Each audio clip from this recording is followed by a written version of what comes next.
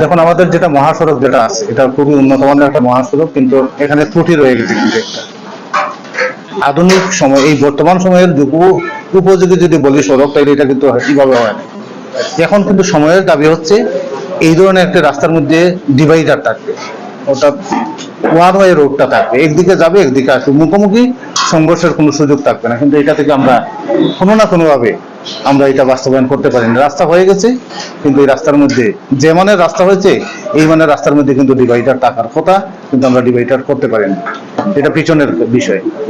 এটা যদি থাকতো তাহলে অন্তত পক্ষে মুখোমুখি সংঘর্ষের মাধ্যমে যেগুলা দুর্ঘটনা হচ্ছে এই দুর্ঘটনাগুলো প্রতিরোধ হয়ে যেত, কিন্তু আমরা ব্যর্থ হয়েছি এটা করার ক্ষেত্রে। তারপরে আসুন আমরা অতিরিক্ত গতিতে চালানো, এই যে রাস্তার মানের কারণে আমাদের ড্রাইভার যারা আছে, ড্রাইভার ভাইরা যারা আছে, তারা অতিরিক্ত গতিতে গাড়ি চালানো হয়, এটা একটা বিষয়। অনেক সময় দেখা গেছে যে অদক্ষ ড্রাইভার যারা আছে তারা কিন্তু ড্রাইভিং এর পেশায় চলে আসছে কোনো না কোনো। তারপরে দেখবেন যে গুম গুম চোখ নিয়ে কিন্তু অনেক ড্রাইভাররা, অর্থাৎ একজন ড্রাইভারের এটা কিন্তু সম্পূর্ণ বিআরটি এর নীতির মধ্যে আছে, একজন ড্রাইভার কত ঘন্টা ড্রাইভিং করবে।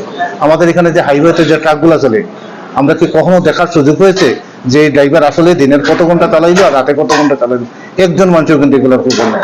আমাদের স্পিড কন্ট্রোলিং এর যে সিস্টেম যেগুলো আছে হাইওয়েতে, এগুলো কিন্তু প্রয়োগ করা হয় না।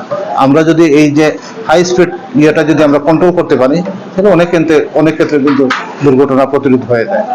আমাদের প্রত্যেককে কিন্তু সচেতন হতে হবে। যদি আমরা সচেতন না হই, যেমন আমি একটা সিএনজিতে উঠলাম, আমার সিএনজি ড্রাইভার যখন অতিরিক্ত গতিতে সিএনজি চালাবে, তখন আমি যদি বলি ভাই একটু আস্তে যান, এখানে আপনারও জীবনটা জড়িত আছে, তাহলে কিন্তু ড্রাইভার কিন্তু অনেক সতর্ক হয়ে যায়।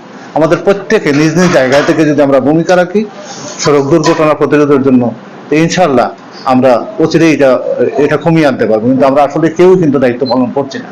আমরা অনেকেই কিন্তু মুখে বলি, কিন্তু কাজের সময় এগুলা কিন্তু করি না। এটা হচ্ছে অন্যতম কাজ। আমরা প্রত্যেকে যে দায়িত্বশীল আচরণ করি, ইনশাআল্লাহ কমে আসবে এগুলো।